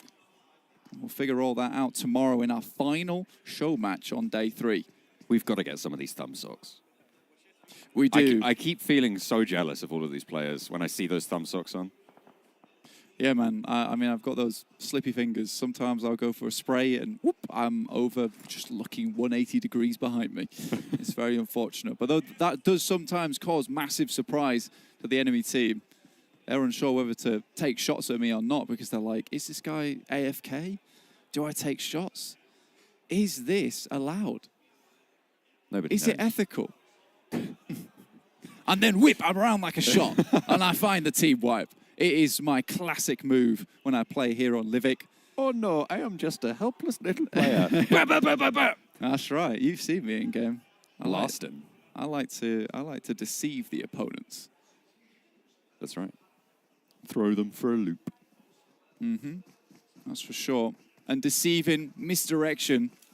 That's what it's all about here for the magicians of Alpha 7, who have been doing some incredible work today. And I've said multiple times where, you know, there's no chance that Alpha 7 is getting back into the circle. I look back round again, it's Houdini staring me in the eyes as Alpha 7's found their way into the circle and found some damage onto the enemy teams. Down one Kia, though, in power plant, stamping the mark here.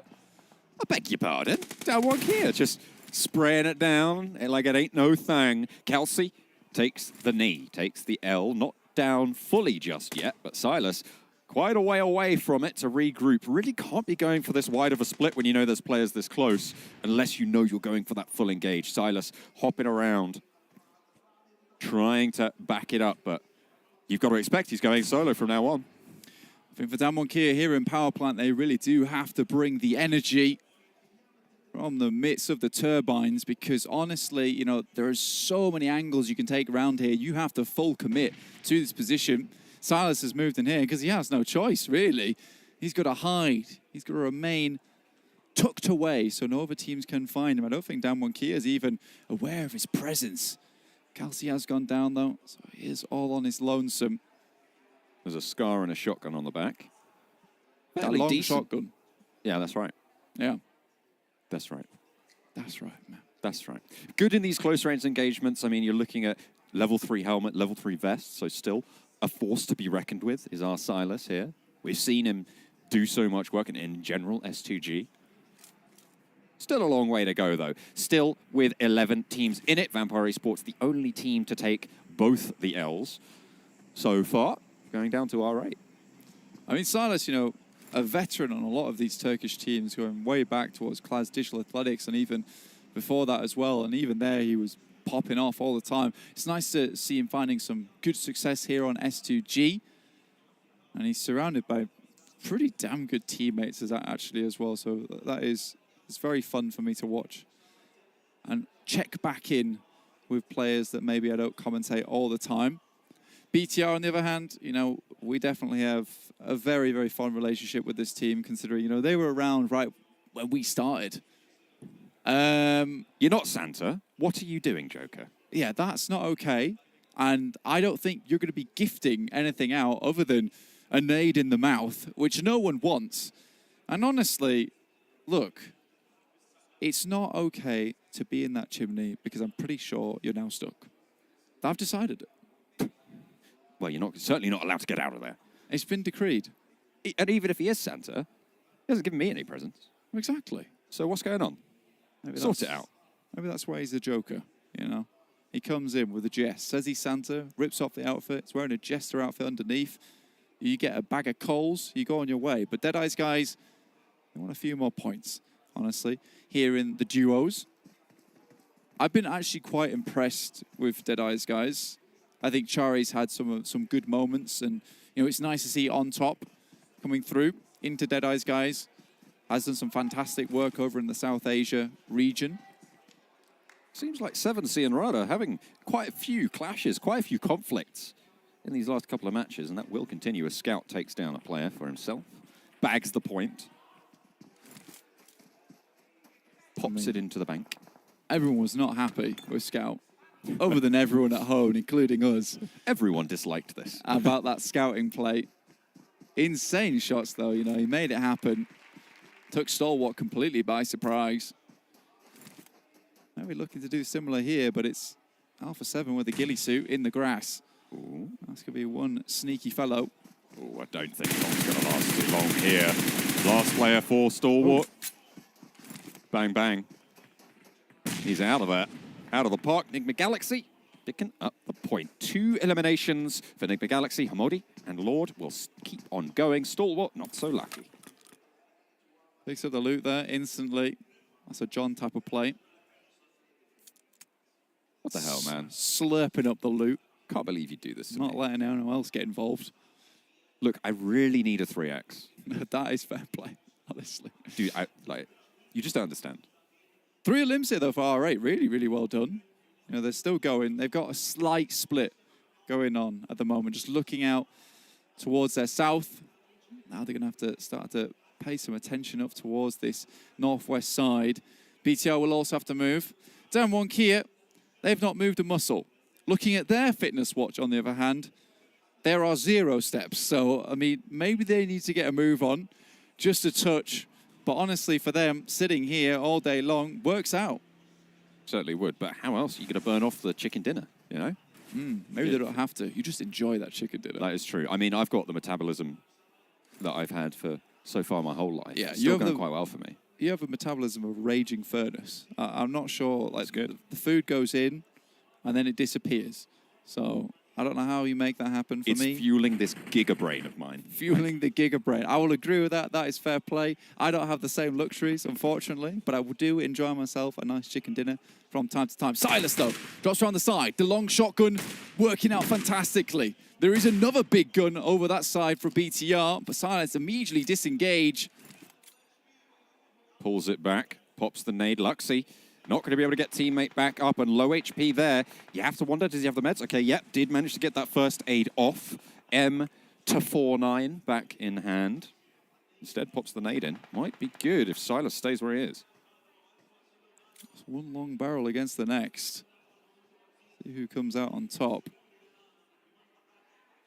Next circle shift down towards power plant. Damwon Kia absolutely laughing right now. This has worked out fantastically in their favor. Again, not really able to take too many shots up towards the little cliff sides that run around this area, the ridges. But for them, as long as teams keep coming towards them, they get the onus on these fights. BTR does go down, though. Unfortunate blank. You know what? I'm going to say it. There's no way that Alpha 7 get into this circle. You don't say it. They'll prove you wrong. They've done it before. They'll do it again. That's what I was hoping for. That's what I was hoping for. Right. Maybe that's the key. We have to doubt them. We must be the sad doubters here on the desk so that A7 may succeed. Oh, you doubting Thomas, you. That's me. That's us. Doubting Thomases. Falcons are still going. Yusuf with the ghillie.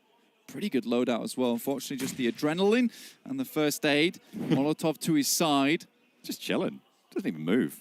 That's going to make him move. Ooh, okay. Oh, dear. Nade around the side. Don't those guys try and cross. They're like, oh, loot, loot, loot. Shut down immediately. Hamodi cuts it.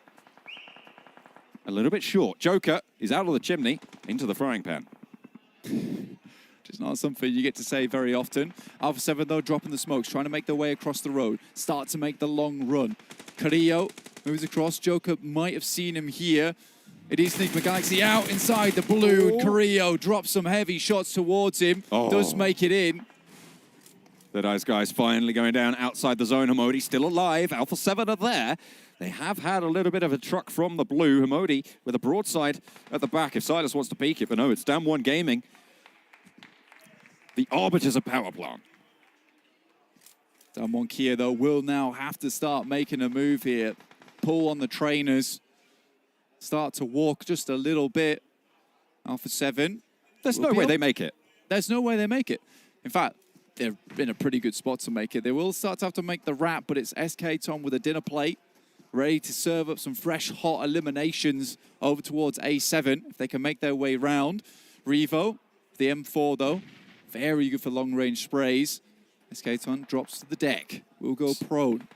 Silas has been alive for a very long time. To be fair, the circles have allowed him to keep on going, but finally, Damwon Kia removed the thorn from side.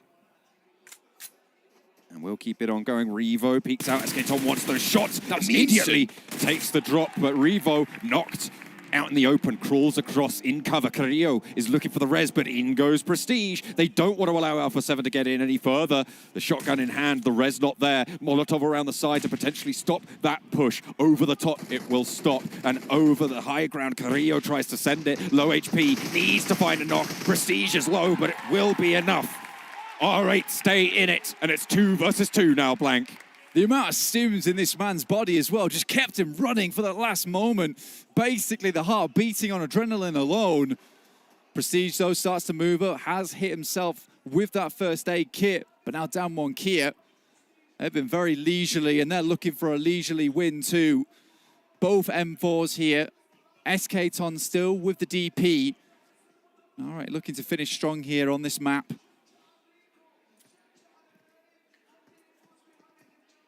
Slowing things down for the time being. Currently ground, I would say, mostly controlled by R8. That's a really solid Molotov to move SK Ton off position. Could allow Damwon Kian some openings, some positioning. The utility, though, that Damwon Kia still have, phenomenal. They've held inside power plant this whole time. This is the first time they've had to leave. And now they're pulling the pins. Forrest tries to shut Prestige down. Oh, no. Chomps down on an 8, and R8, the Saudi Arabian team, try to shut it out, and it's Damwon Kia to get cut out. R8 take the duo. I mean, we talked about that dinner plate there, and they did serve up some fresh, hot eliminations, but also, as a side dish, a chicken dinner as well. So very, very well done for R8. At the end of the day here in our final show match of day 2, and R8 finish out strong. SK Ton, Prestige, they're a deadly duo. Home turf, seemingly.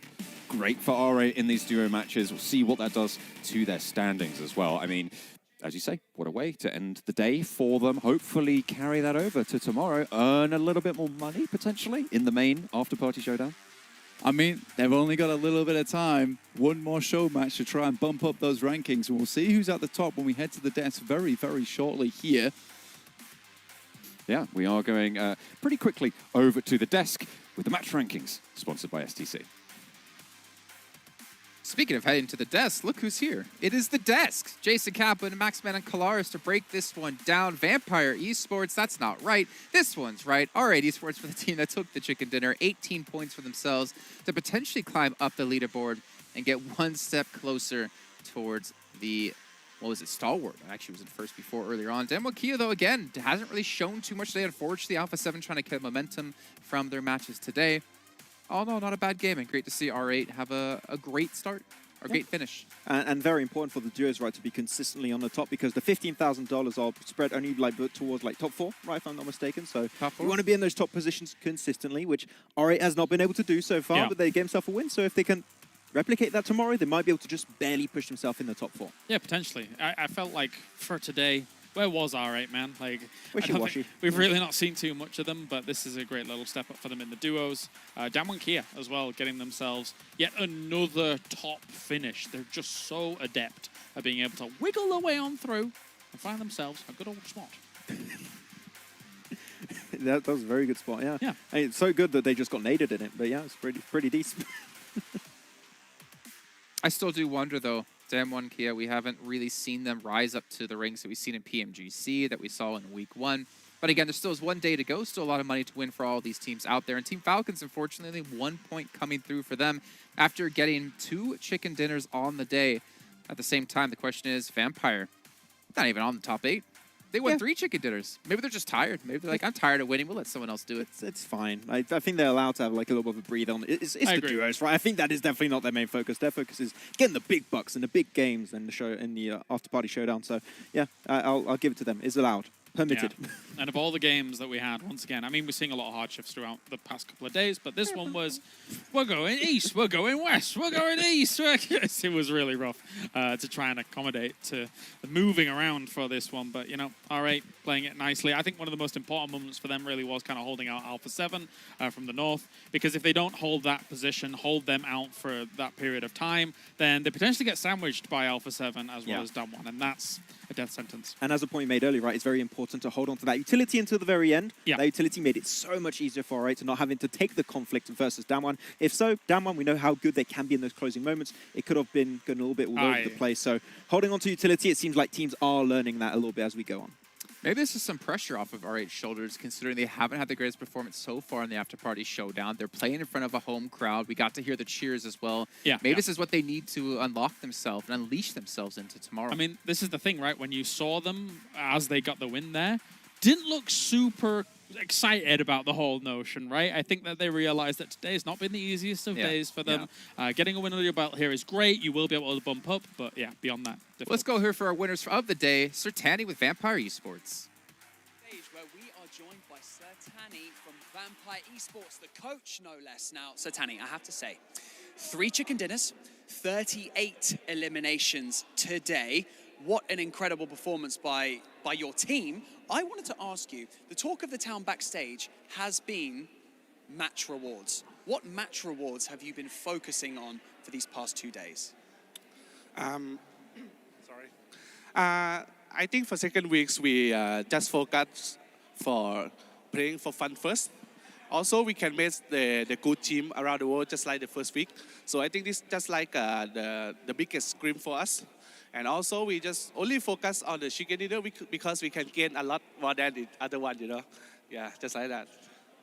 مرة ثانية رجعنا لكم من جديد في المسرح أعزائي المشاهدين والحضور مع الكوتش حق فريق ستارورت اي سبورتس أو فامباير اي سبورتس. زي ما احنا عارفين بعد ما فازوا على الفريق الخصم في الأسبوع الماضي وقدروا ياخذون الكاس حق PMWI. السؤال الأول اللي كنا بنسألهم إياه بنقول لهم إيش رأيكم في اللي قاعد يصير من ناحية أدائكم في المباريات؟ إيش الشيء اللي تركزون عليه أكثر شيء من ناحية اللعب حقكم؟ الجواب حق الكوتش كان بيتكلم على نقطة إنه أكثر شيء احنا نركز عليه هو التشيكن دينر. زي ما احنا عارفين إنه يقدرون يجيبون أكبر قدر ممكن من الجائزة فيه، والبلاي ستايل هذا حقهم يمشي مع الطريقة اللي هم يلعبون فيها.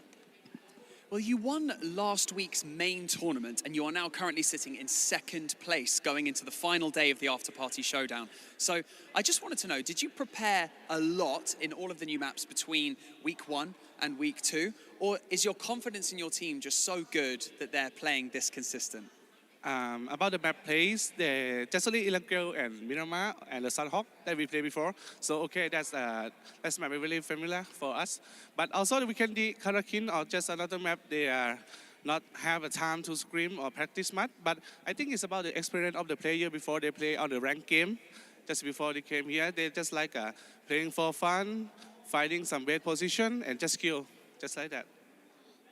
السؤال الثاني كنا نتكلم مع اللاعب عن ايش الشيء اللي يخليهم دائما يكونون كونسيستنت ويخليهم دائما مستمرين في نفس الاداء في اثناء البطوله يعني من بدايتها الى نهايتها لانه زي ما احنا عارفين فازوا الاسبوع الماضي والان هم في التوب 2 معنا في البطوله فكان الجواب على انهم متركزين على انهم يقدرون انهم يسكرمون قد ما يقدرون والسكريمز اللي هم يلعبونها والتدريبات اللي يلعبونها يحرصون انها تكون على نفس البلاي ستايل حقهم لكن اذا جو يلعبون قبل البطوله يكون اللعب حقهم شوي ممتع وشوي فور فن ويختلف عن اللعب اللي ممكن يلعبونه في العاده. Satani, let's look to the future. Let's look to tomorrow, the final day, okay? What are you planning on changing to make sure that you get those chicken dinners and maybe even another PMWI trophy?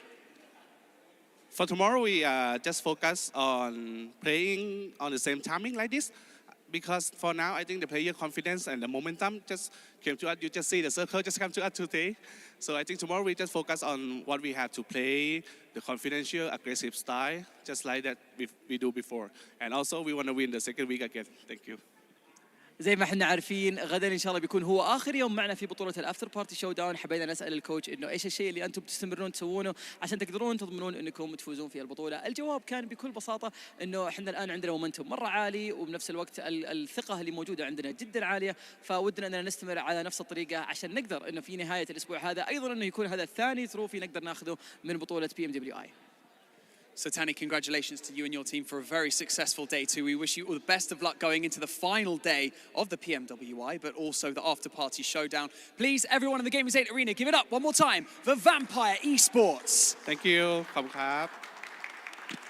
Okay, we're going to head back over to the desk to round out the day. See you in a bit, guys. شكرا لكم اعزائنا المشاهدين والحضور خلونا على طول نروح استوديو تحليل نتكلم عن كل 6 مباريات اللي شاهدناها اليوم ايش ممكن نتوقع من مباريات بكره فعلى طول على الاستوديو. All right, well done. Great to hear from Sir Tandy yet again. Maybe he has the desk blessing and they can take themselves a big win yet again tomorrow because they've been looking fantastic today. 3 chicken dinners. Unbelievable out of this team. You know what? It's great to see a team be able to compete against Alpha 7, though. Yeah, they're still a bit behind in points, but it's great to see that it's not going to be Alpha 7 running away with it. Yeah, and it's even more insane when you think about it, that the fact that they might be able to win 2 international major events in a row, back-to-back, like that. True. And it like, because they were not a team that I had like on my list of potentially winning the main tournament. They won it, and it's clearly not just like a one-hit-and-run like kind of deal situation. Like, they actually have a plan, and they really stick to it to get the win. And it's even more impressive because it's not like Alpha 7 even slowed down today from yesterday either. They're still number 1. They still had a nice lead. They were still gaining a lot of points across these games. So very, very impressive by, I think, Alpha 7. But as you say, Vampires to be able to catch up, try and compete, and trying to push on tomorrow, which will be close. I think it's going to be close tomorrow.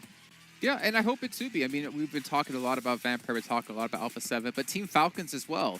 As Clarissa said, the best team here. The best. The best, hands down. There's a few bests, but yeah, there's a few really bests, good. but they're so close as well. Yeah, it's true. Okay, let's check out our end of the day winners, get a recap of what all has went on today if you guys missed out on any of the action. We know it's been 8 matches, but it's been 8 action-packed matches. And we're seeing here, that's still a lot of Vampire wins. A lot of teams don't want to share the chicken dinners, I think is fair to say. Even Alpha 7 tried to snatch one at the end, but no, it's so not wait, theirs. Give it back. Technically, Vampires got 4 chicken dinners on the day, right? Because they won the show match 1 duos in the beginning. Yep, they got 3 wins today out of the 6. 4. I mean, 3 of like the main tournament, I'm thinking, not like any focusing on this, but plus the 2 on top. So they won 50% of the matches today. Yeah, that's a good. That's a lot of matches. That's a lot of wins. That's a lot of chicken. That's like 30k in like pure wins alone, without counting all the extra awards. Like, I'll have to calculate exactly how much that is, but they made so much money in a single day. That's as much as your day rate, Kalaris. Thank you. So divided. I like how you took players. my joke that I always do to him and just took it as your own. Because I like it. You know what? This is like we're all one. We are one cohort as a desk. The hive mind. Yeah. That's right. All right, let's take a look at a recap of today and the points overall within the Afterparty Showdown. So you know Alpha 7 should be first place at the end of this at 137 points, but Vampire Esports are getting close, and technically Team Falcons in striking distance as well. And it's going to be that barrier, right? When you look at these top three and how many points they've been able to put up, I think for Down 1 Kia, it might be quite the stretch, even though they got 72 wins under the belt for the first day. They actually, you know, we actually looked at it. Yes, they had 30K from yesterday. They got themselves 10K today. Yeah. But it's still not as much as they could have garnered, considering their performance from yesterday.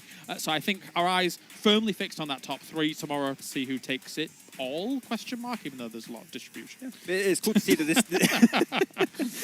there's still hope, though, I would say, for a lot of the teams. If you see what Vampire did today, if you can replicate that, if you can match it, and you're like potentially, I don't know, Stalwart, Nibble Galaxy, S2G, BTR, even maybe Down 1, they can still make it up towards the top position, maybe even contest for first place. But you need a huge day. Big and day. You're also hoping that Alpha 7 are bad day. And from what we've seen so far, I think Alpha 7 are going to keep popping off tomorrow. And another story that's kind of standing out to me for Bigatron Red Aliens, the fact they're on 11K in earnings. You know, in the past, we have talked about they've been a team that have been slow to adapt, thinking back to a year or 2 years ago. It seems like they're almost slow to adapt in this tournament as well, because every team around them has over double the amount of money. I would love to see the breakdown of the 82 points as a whole, see where is placements as well as eliminations, because I would guess it's going to be a lot of placement, not that many eliminations, maybe a few here or there, and that's kind of where we're seeing this position, but not that much money come from. Yeah, and unfortunately, placements are not very valuable in the Afterparty Showdown. Right? Eliminations are very important, and especially how you can adapt to with the rule sets, and I feel like adaptation has not been really present for BTR, so unfortunate. Also surprised with the little bit of a surprising downfall from S2G. They had an absolutely outstanding day one, but unfortunately we saw a lot of rough circles and them struggling to adapt. So S2G, I'd like to see them potentially get back on their high horse in day Max, 3. you say that when it comes to points, but when it comes to total money-wise, earnings, they're second place. Doing so all right. They're doing really jealous, well in a okay? different part of the event, right? In a different focus. Depends on how you're looking at it. But also Stalwart Esports, I mean, 31K, not too bad. 67 points, kind of not really expected. I mean, Action was the MVP of the main event we had last week. And yet, Stalwart have just kind of fallen off. I think if you ask them, they'd probably say that they feel slighted by the circles. I think that probably doesn't aid them. But yeah, there has been, as I mentioned, halfway through the day, there's been a bit of a bleed out. They lose members here and there. And then as it comes to rounding out the game, I don't know, it feels like there's a little hesitation there because we know them to be technically very powerful, but it's not working out. I think it's their team intro, man. It was just a lot of effort, a lot of physical effort, and strain on their body. Now they like got cramps all over their arms and hands like that. I think that might be actually the issue. But no, it's fine. There's still some time for them to get up there, and it's still 31K. That is still a significant amount of money in like a single 2 days of play. Yeah, I mean, you think about it, that's like $15,500 per day. That's really not that bad. That's actually a lot of money, to be fair. As you said before, Max, this is the biggest event in terms of cash you can earn per match. That's wild. That's what he said. That is what you said. I was going to remind you. I'm just surprised that I'm giving credit, for something I actually said. I mean, if you think about it, I've actually been extremely nice to you this entire event, but that all can change tomorrow. Kalaris? There is 1 day left, Max.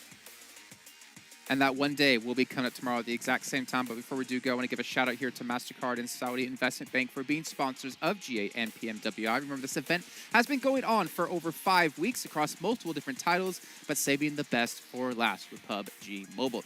So, ladies and gentlemen, that's going to round out the day. We know exactly what's at stake going into the final day tomorrow, but we'll be back at the exact same time to see you more for some more PUBG Mobile action.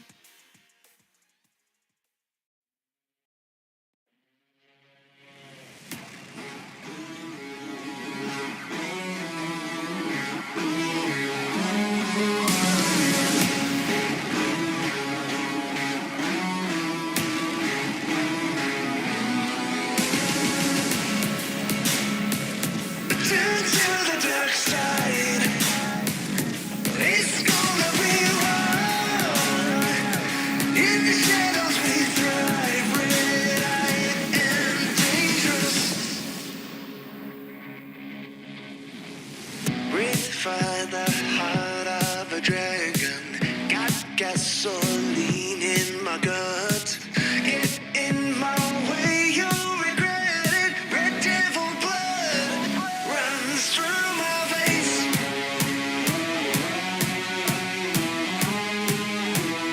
Red devil blood. I'm the hunter hero, my brother.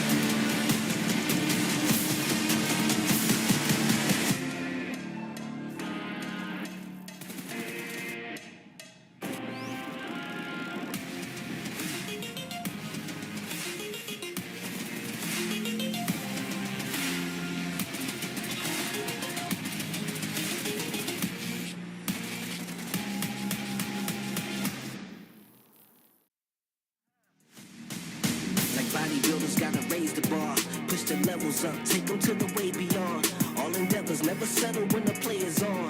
Turning measures from a little to a major one. Activated like lacking patience, decision made it. Gymnasticated so innovative can't be debated. Flow aquatic, don't know a challenge, it been amazing. Fact of the